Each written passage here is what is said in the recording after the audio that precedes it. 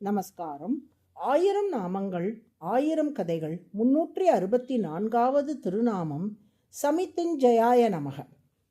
திருவரங்கத்தில் நம்பெருமாளுக்கு திருமஞ்சனம் அபிஷேகம் நடைபெறும் வேளையில் ஈர ஆடை அணிந்து துளசி மாலையுடன் பெருமாள் காட்சி தருவது வழக்கம்.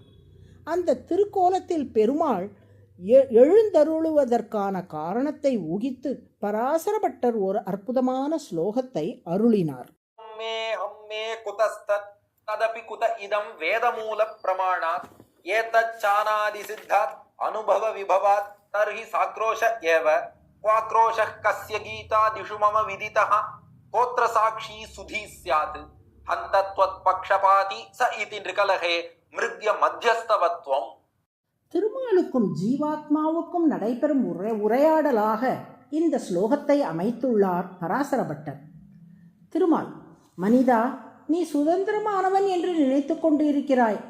உண்மையில் நீ எனக்குரியவன், எனது தொண்டன். நீ ஏன் பிறவி பிணியில் துன்பப்படுகிறாய்?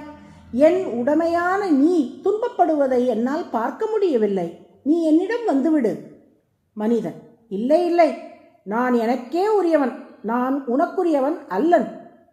திருமால், அதெப்படி சாத்தியம்? மனிதன், உனக்கு நான் அடிமை என்பது மட்டும் எப்படி சாத்தியம்? திருமால், நான் வேதங்களின் அடிப்படையில் சொல்லுகிறேன். பதிம் விஸ்வஸ்ய ஆத்மேஸ்வரம் யஸ்ய ஆத்மா ஷரீரம் தம் ஈஸ்வராணாம் பரமம் மகேஸ்வரம் என எண்ணிறந்த வேத வாக்கியங்கள் ஜீவாத்மாக்கள் அனைவரும் எனது தொண்டர்கள் என்று சொல்கின்றன. மனிதன், நான் இந்த புத்தகங்களையெல்லாம் ஏற்பதில்லை. சொந்த அனுபவத்தின்படி நான் பேசுவேன். தொட்டு வந்த எனது வாழ்வியல் அனுபவத்தின்படி நான் யாருக்கும் அடியவன் அல்லன். நான் சுதந்திரமானவன், எனக்கே உரியவன். திருமால், ஆனால் இந்த வாதம் மறுக்கப்பட்டுள்ளது. மனிதன், யாரால் மறுக்கப்பட்டது? திருமால், என்னால், கீதையில்.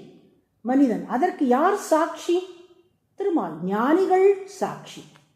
மனிதன், ஞானிகள் ஒருதலைப்பட்டவானவர்கள். உன் பக்கம் மட்டும்தான் அவர்கள் பேசுவார்கள், எங்களுக்காக பேச மாட்டார்கள். அவர்களின் சாட்சியை நான் ஏற்க மாட்டேன். இந்த சூழலில் நம்பெருமாளின் திருமார்பில் இருக்கும் மகாலட்சுமி பெருமாளிடம் ஈரத்துணியை அணிந்து சபதம் செய்யும் வழக்கத்தை நீங்கள் அறிவீர்கள் அல்லவா? அதன்படி நீங்கள் ஈரத்துணியை அணிந்து கொண்டு ஜீவாத்மா உங்களுக்கே உரியவன் என்று சபதம் செய்யுங்கள். அதை கண்டவுடன் நிச்சயமாக அவன் திருந்தி உங்களிடம் வந்து விடுவான். நீங்களும் அவனை வென்றெடுக்கலாம் என்கிறாள்.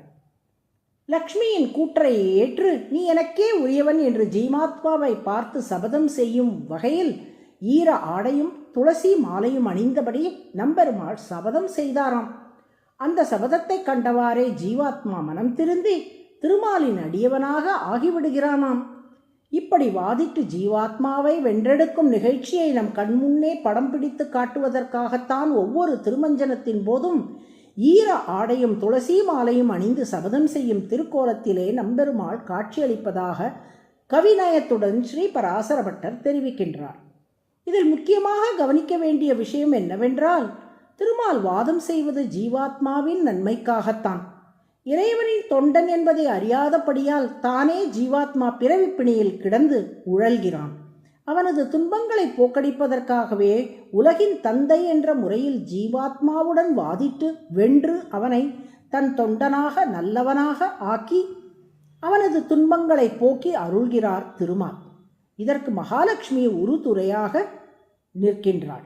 ஜீவாத்மாக்கள் அனைவரும் திருமாலின் தொண்டர்கள் என்ற விஷயத்தில் அவர்களுடன் விவாதம் செய்தாவது ஜீவாத்மாக்களை வென்றெடுத்து அவர்களின் துன்பங்களை துடைப்பதால் திருமால் சமித்திஞ்சயக என்று அழைக்கப்படுகிறார். சமித்திஹி என்றால் வாதம், ஜெயக என்றால் வெல்பவர். சமித்திஞ்சய என்றால் வாதில் வெல்பவர் என்று பொருள். அதுவே சகஸ்ரநாமத்தின் 364வது திருநாமம். சமித்திஞ்சயாய நமக என்று தினமும் சொல்லி வரும் அன்பர்களுக்கு நல்ல பேச்சாற்றலை திருமால் அருள்வார். நாராயண நாராயண.